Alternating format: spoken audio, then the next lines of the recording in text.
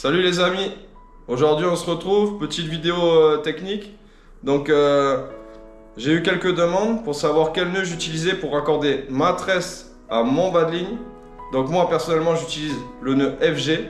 Donc je vous le montre en conditions réelles et après je vous le montre étape par étape. Allez, c'est parti.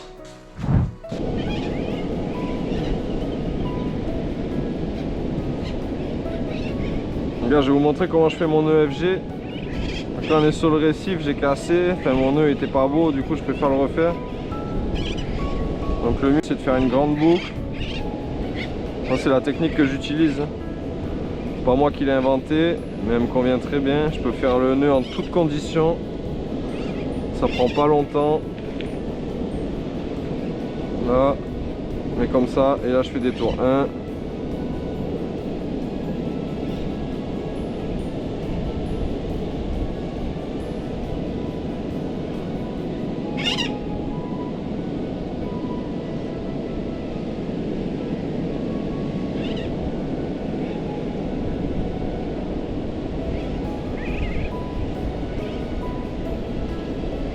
Voilà, entre 20 et 30.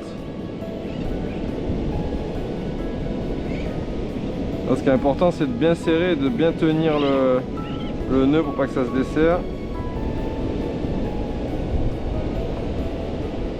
Mais une fois qu'il y a la première demi-clé, après c'est bon.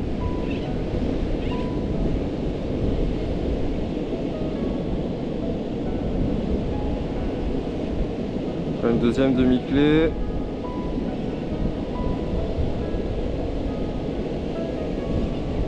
Une troisième. Moi j'en fais 5.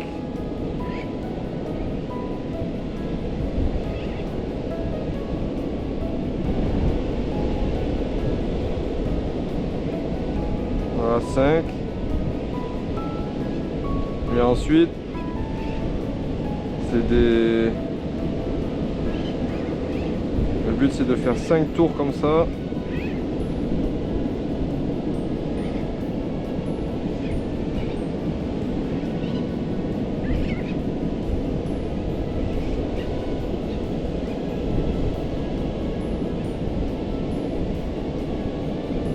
Et ensuite, on tourne la boucle. Donc 5 fois, puisqu'on a fait 5 tours. Ensuite, on tire.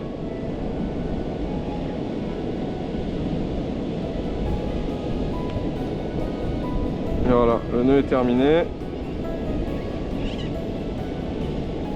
On le tend.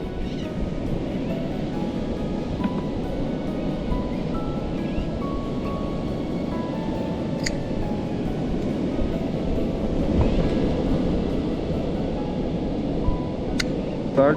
Et après, petit coup de briquet. Voilà, ça c'est le nœud FG terminé. Voilà, bon, je sais pas si c'est le meilleur, mais en tout cas moi il me convient très bien.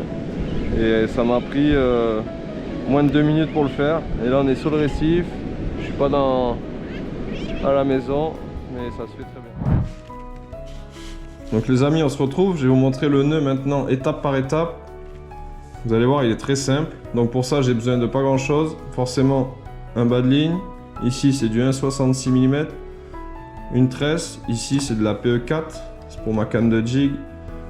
De quoi couper la tresse et le bas de ligne et un briquet. Donc on est parti. Première chose, avec la tresse, je fais une boucle. Une grande boucle. Et je viens l'enrouler autour de mon doigt. Comme ça. Ensuite, je passe mes 2 doigts. Voilà, c'est bloqué. Ça, c'est juste pour bloquer, pour éviter que tout se desserre et pour pouvoir tendre ici. Donc là, je récupère mon bas de ligne et je passe dedans. Comme ça. Et là, je vais venir. Donc là, il est comme ça. On est bas de ligne à l'intérieur. Donc je commence par dessous. Je fais un tour. Et je serre. Au fur et à mesure, je serre avec mes doigts. Je maintiens là juste la tension. Et ça va serrer les spires.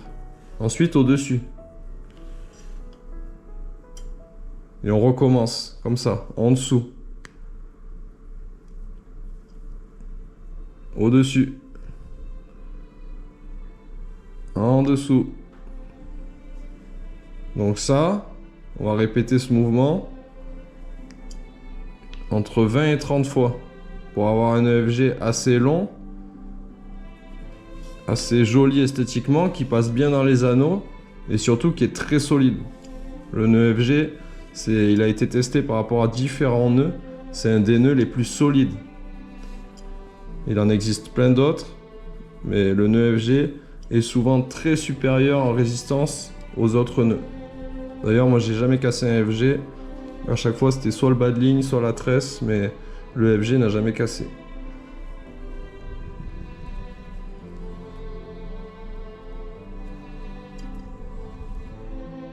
Donc voilà, là j'ai plus de place. Qu'est-ce que je fais? Ben, je desserre un peu ici. Donc là, je tends et puis je continue. Donc voilà, je dois avoir ma vingtaine de spires. Je sais pas, j'ai pas compté sur le coup là. Une fois que j'ai fait ça, je maintiens ici, serré. Pour pas que les spires elles se desserrent.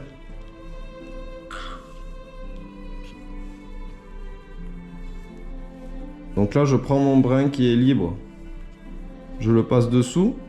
Et je vais venir faire des demi-clés. Donc je passe dessous et je reviens dedans à l'intérieur de la boucle. Voilà, une fois que j'ai fait la première demi-clé, mon nœud il va être serré, il devrait plus trop bouger.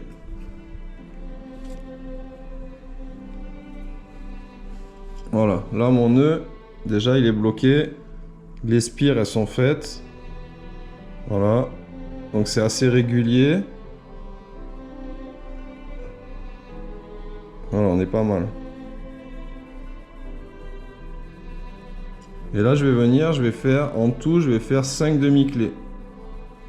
Bon, moi j'en fais 5, il y en a ils en font un nombre différent. Et moi j'en fais 5. Donc ça c'est la deuxième. Ensuite la troisième.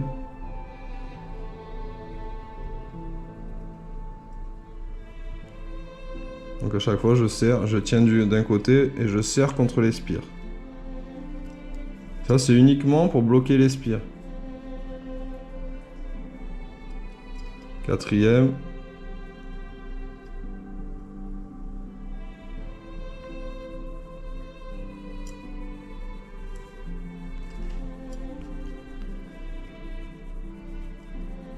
Et cinquième.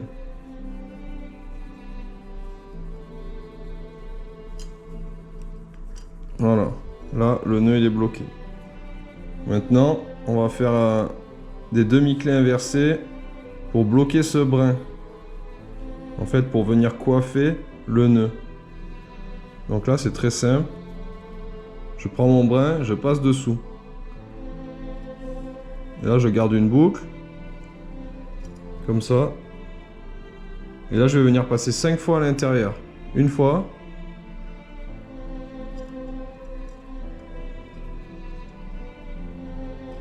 Alors j'irai mieux sur le récif honnêtement parce que là j'ai la caméra au milieu, c'est pas évident. Deuxième fois.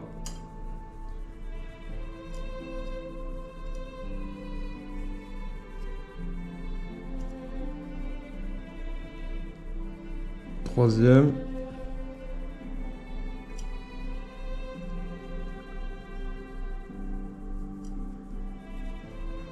Quatre. Et 5. Donc là, je maintiens le brin ici, juste pour pas qu'il se promène, qu'il s'en aille. Donc là, je suis comme ça. Ok. Donc là, maintenant, je récupère ma boucle. Et en fait, je vais venir faire 5 tours à l'envers de ce que j'ai fait. Donc 1, 2, 3,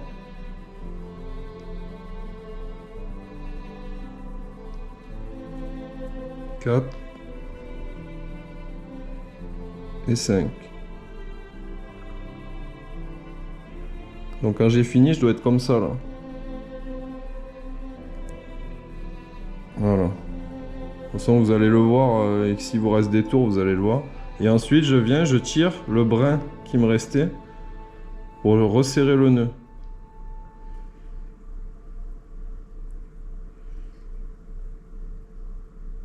Donc là je tire, la boucle elle diminue. Et en fait ça va venir serrer les spires sur la base du brin qui est resté.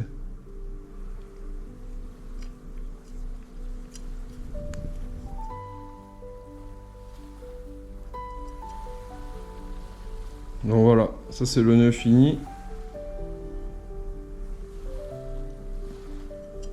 Une fois que vous avez fait ça, vous pouvez tester la résistance. Donc il se peut que quand vous allez tirer pour serrer le nœud, vous voyez les spires ici qui s'écartent un petit peu. C'est pas très grave. C'est pas grave si elles restent pas serrées comme ici.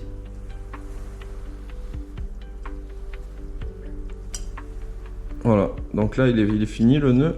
Donc là ce que je fais, je viens couper le brin là qui reste de tresse.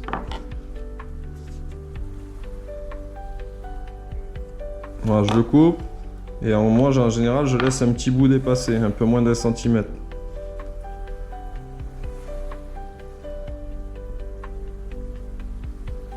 Ensuite je vais couper le fluoro. Fluoro, le shock leader, ce que vous voulez. Je le coupe et je laisse un petit peu dépasser aussi. Parce qu'en fait le but, ça va être déjà de brûler la tresse. Juste le bout, faire une boule. Vous n'avez pas besoin d'écraser ou quoi que ce soit, c'est juste pour pas qu'elle s'effiloche. Et ensuite le fluoro, pour que quand on coupe, c'est pas tout à fait net et surtout ça a la même taille que le bas de ligne. Le but, ça va être de venir chauffer et ça va faire une petite boule.